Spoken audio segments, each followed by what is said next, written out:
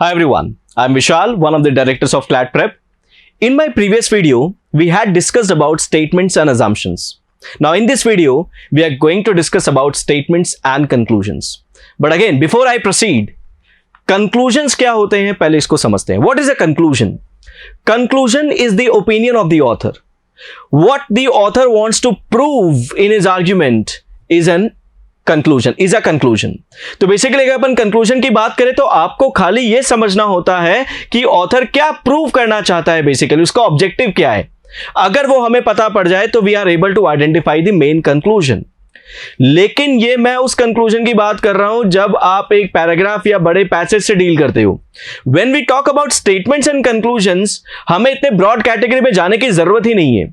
Statements and conclusions में हम क्या करते हैं, हम सिर्फ बेसिकली ये देखते हैं कि रीडर क्या समझता है स्टेटमेंट को पढ़ के.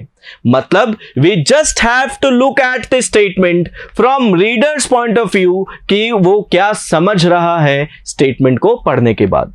बट स्टेटमेंट्स एंड अजम्पशंस में, as in my previous video मैंने आपको ये बताया था, you have to look at the statement from speaker's point of view, from writer's point of view, while here we have to look at it from listeners point of view, from readers point of view. So again, in statements and conclusions में आपको किन किन बातों का ध्यान रखना है, let's see this. Number one point, look at the statement from listeners और readers point of view. जैसा मैंने अभी आपको बताया था, उसके लिए एक छोटा सा एग्जाम्पल देखते हैं.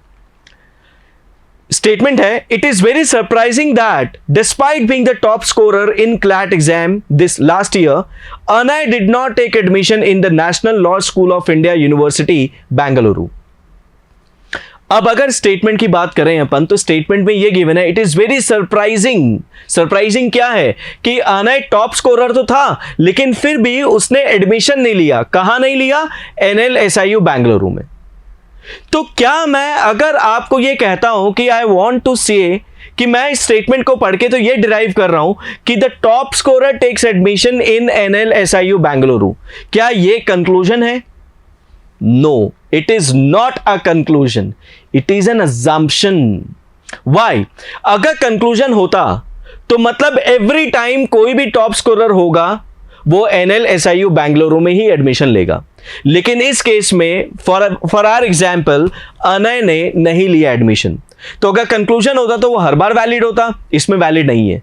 तो यहां पर ये स्पीकर का अजम्पशन था कि कोई भी टॉप स्कोरर होगा क्लैट एग्जाम में वो NLSIU बेंगलुरु में ही एडमिशन लेगा. बट ही इज सरप्राइज्ड, तो वो उसका अजम्पशन था. सो यहां पर ये जो मैंने एग्जाम्पल लिया है और ये जो मैं कह रहा हूं कि the top scorer takes admission in NLSIU Bengaluru, ये है assumption, not a conclusion.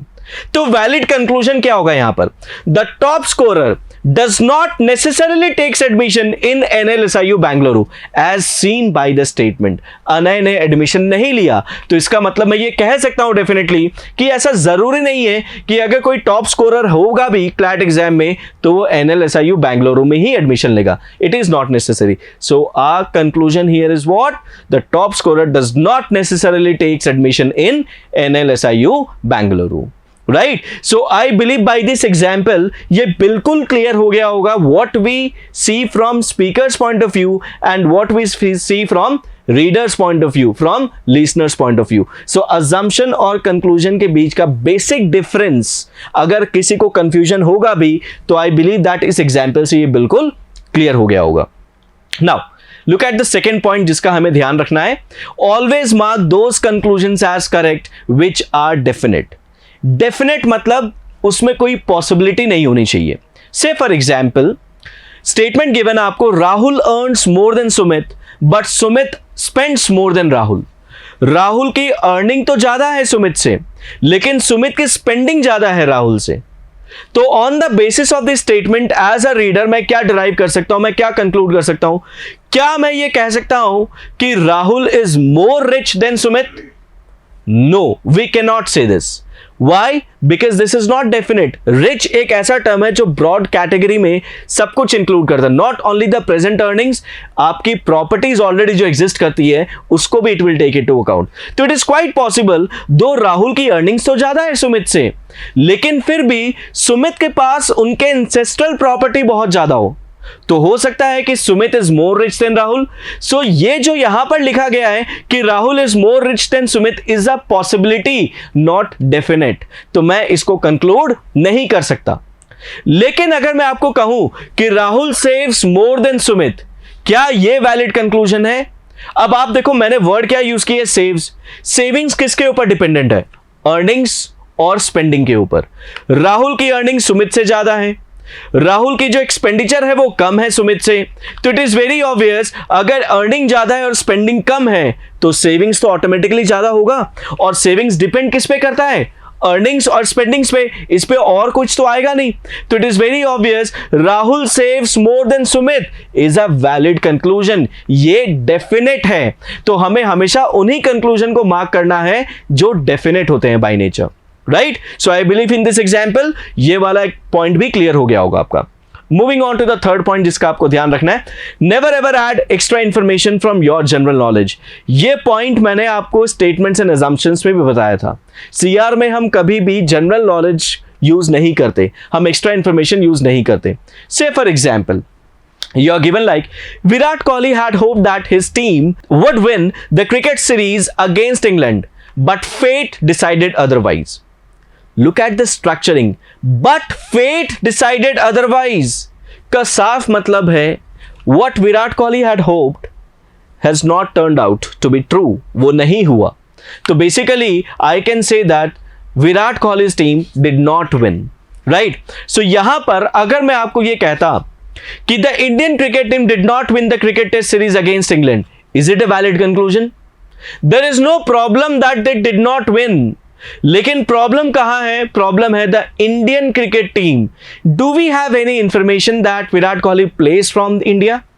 No. And if we say that this conclusion is correct, तो यहां पर आप क्या अप्लाई कर लोगे? अपनी जीके, जो अलाउड ही नहीं है सीआर में. तो बेसिकली इस कंक्लूजन को मैं वैलिड नहीं मान सकता on the grounds that you have applied your general knowledge here. So this is not a valid conclusion. लेकिन अगर मैं आपको कहता हूं Virat Kohli's team did not win the cricket test series against England, this is a valid conclusion. क्यों? क्योंकि statement में भी विराट कोहली की बात हुई थी और हम कंक्लूजन में भी विराट कोहली के बारे में ही बात कर रहे हैं. And did not win can clearly be concluded from the point but fate decided otherwise. So यहां पर हमने अपने आप को बिल्कुल स्टेटमेंट के स्कोप तक ही लिमिटेड रखा है. We are not going beyond the scope of the statement and therefore this will be taken as a valid conclusion. So whenever you deal with any questions of statements and conclusions, अगर आप इन बातों का ध्यान रखते हैं और अगर आप इन एग्जाम्पल्स को एक्चुअली अपने माइंड में फिट कर सकते हो, तो you will be able to answer the questions very easily and with more accuracy. एक एग्जाम्पल और लेता हूं आप लोगों के लिए अच्छे से समझाने के लिए, ताकि ये तीनों पॉइंट जो हैं बहुत अच्छे से बिल्कुल क्लियर हो जाए. So let's see an example. Statement, it is tough playing badminton on Sundays. This is a statement given by Saina Nehwal. Right? क्या कह रही है? It is tough playing badminton on Sundays. So let's say number one conclusion is given to you. Saina Nehwal plays badminton on Sundays. क्या ये conclusion valid है? अब most of the students would say that of course yes, because until and unless Saina Nehwal plays on Sundays, how can she comment on the difficulty level? How can she say that it is tough playing badminton on Sundays?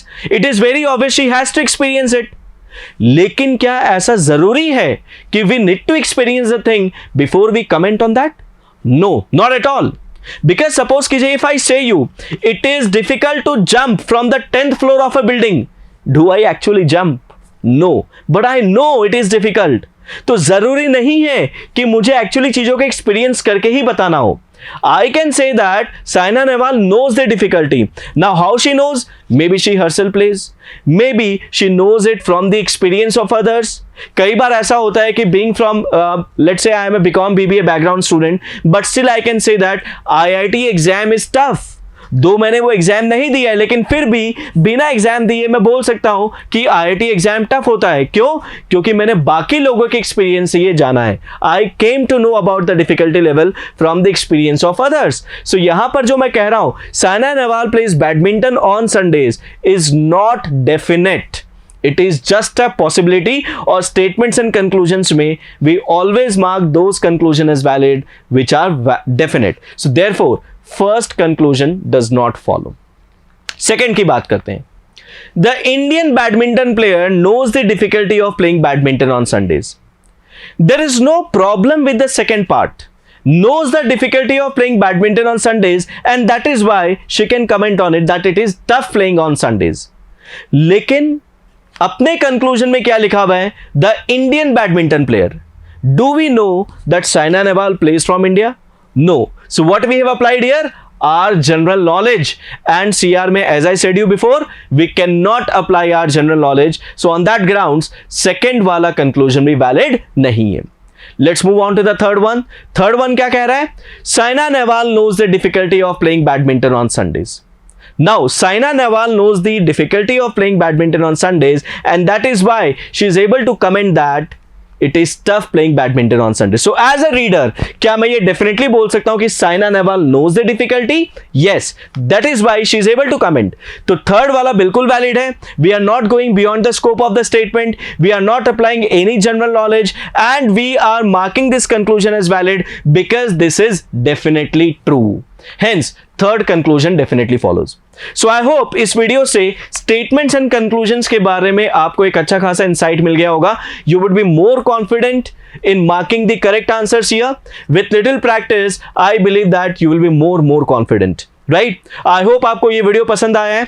For more such videos, please like and subscribe to our channel and stay tuned for the upcoming videos. Thank you.